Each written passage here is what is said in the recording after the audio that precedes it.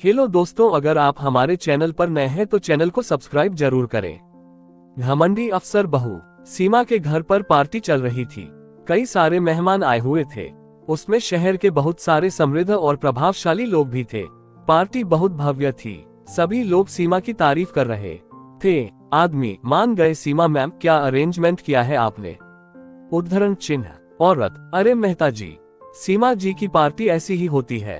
उद्धरण चिन्ह। लोगों की आंखें खुली की खुली रह जाती हैं। अब अपनी तारीफ से घमंड में चूर सीमा सभी का अभिवादन कर रही थी।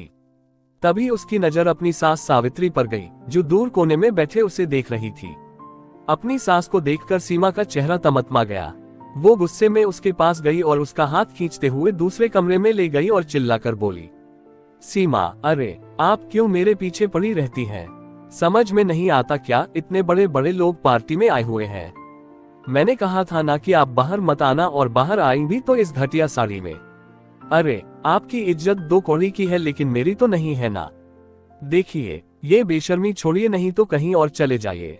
मेरी छाती पर मूंग मत दलिए। उद्धरण चिन्ह। शराब के नशे में सीमा ने सावित्री को खूब खरी खोटी सुनाई। सावित्री चुपचाप अपनी बहू की जहर भरी बातों को सुनती रही और आंसू बहाती रही। सावित्री, समय ऐसा भी रंग दिखाएगा, पता नहीं था। घमंड किसी का नहीं रहता, वो तो आता ही है नाश को लेकर, लेकिन फिर भी लोग पता नहीं क्यों घमंड करते हैं। उद्धरण चिन्ह। ये सोचते हुए वो पुराने दिनों में खो गई। बीते हुए समय में घड़ी में रात के 2 बज रहे थे। सड़कों पर मरघट सा सन्नाटा पसरा था। कुत्ते कभी भौंकते, कभी बिल्कुल खामोश हो जाते। घरों की लाइट ऑफ थी और लोग गहरी नींद के आगोश में थे। लेकिन नारायणपुर के उस छोटी सी झोपड़ी से रोशनी बाहर आ रही थी। 65 साल की सावित्री मशीन पर बैठे कपड़े सी रही थी। सावित्री, अभी भी काफी काम बाकी है। कल दोपहर तक मुझे ये सूट किसी भी हालत में रागिनी मेम साहब को देना है। उद्धरण चिन्ह। सावित्री की बूढ़ी आंखों में नींद थी।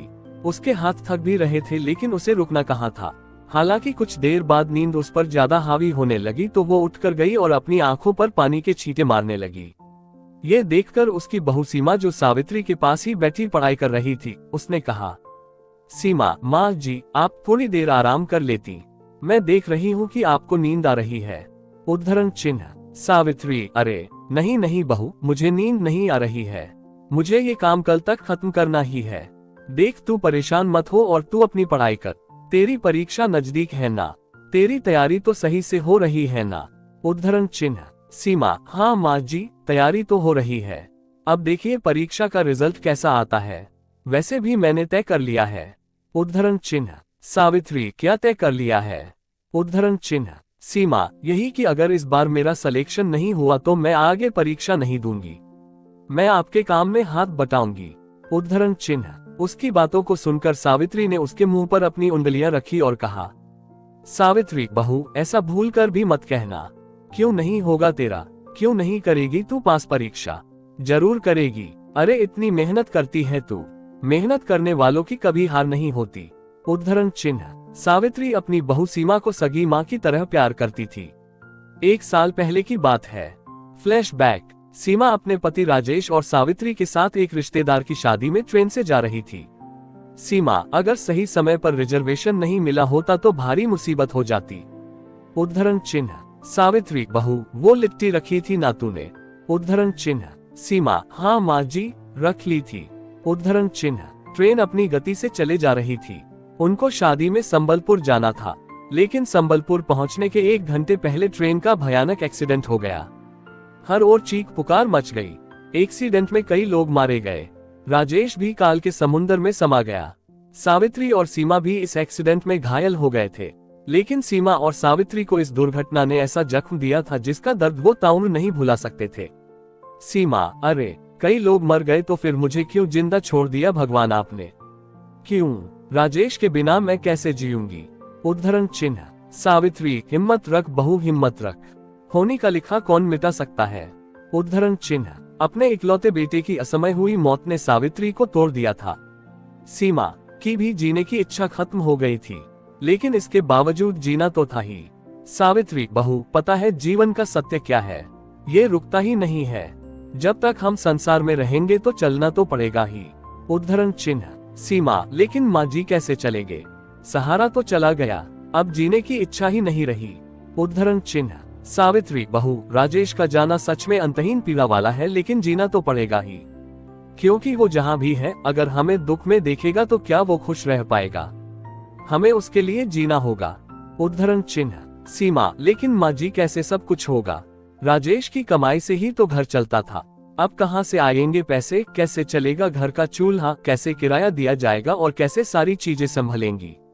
उद्धरण चिन्ह। सावित्री बहू, शादी के बाद तेरी पढ़ाई अधूरी रह गई थी, तू पढ़, खूब पढ़ और उसके बाद अपनी मंजिल खुद तय कर। और जहां तक बात रही घर को संभालने की, तो वो मैं संभाल लूंगी। राजेश के पिता तो जब राजेश 6 साल का था तभी गुजर गए थे, लेकिन मैंने हिम्मत का साथ नहीं छोड़ा, सिलाई का काम शुरू किया और उसी से ही तो उसकी पढ़ाई पूरी करवाई। आज एक बार फिर मैं वही करूंगी, इस बार अपनी बहू के लिए। उद्धरण चिन्ह। उसकी बात को सुनकर सीमा ने कहा, सीमा माँ, क्या ये अच्छा लगेगा कि आप इस उम्र में काम करेगी?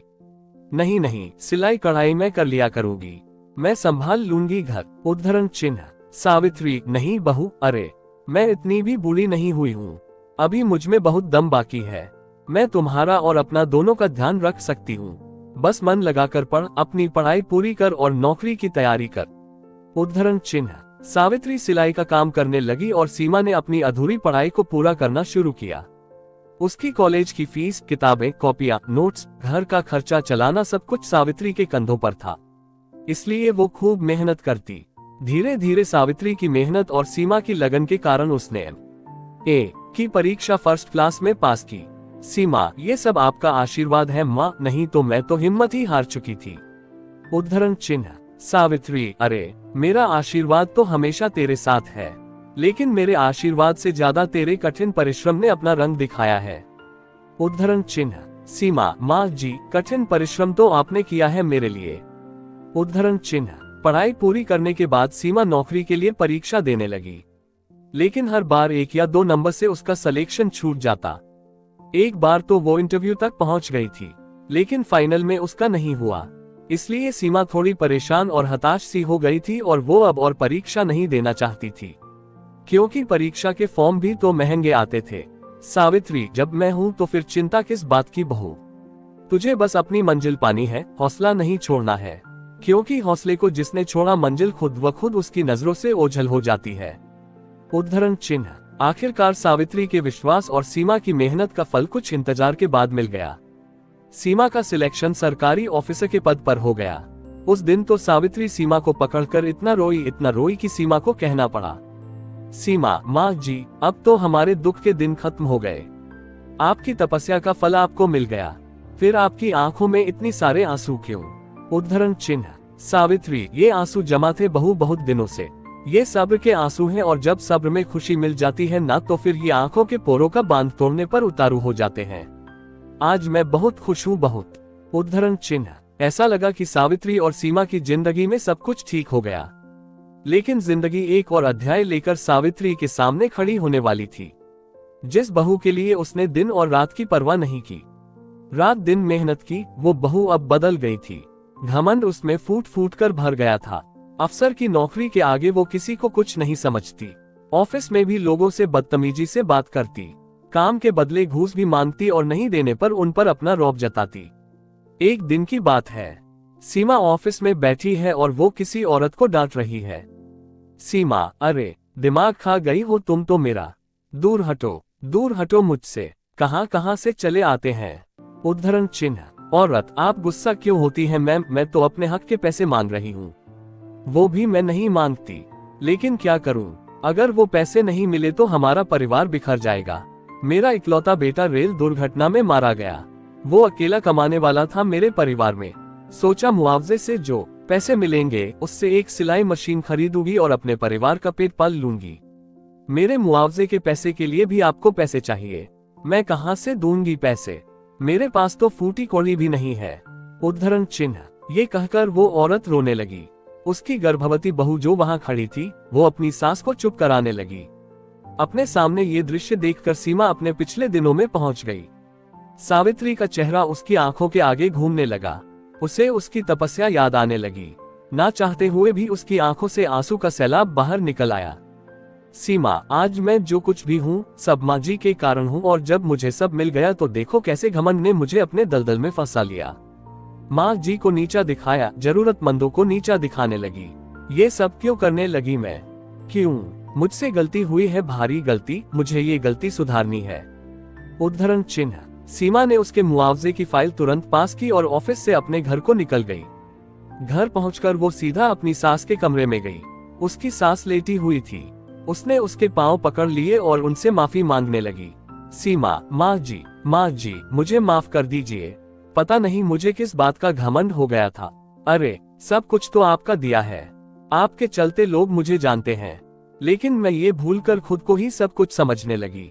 मुझे माफ कर दीजिए माँ जी, प्लीज माफ कर दीजिए।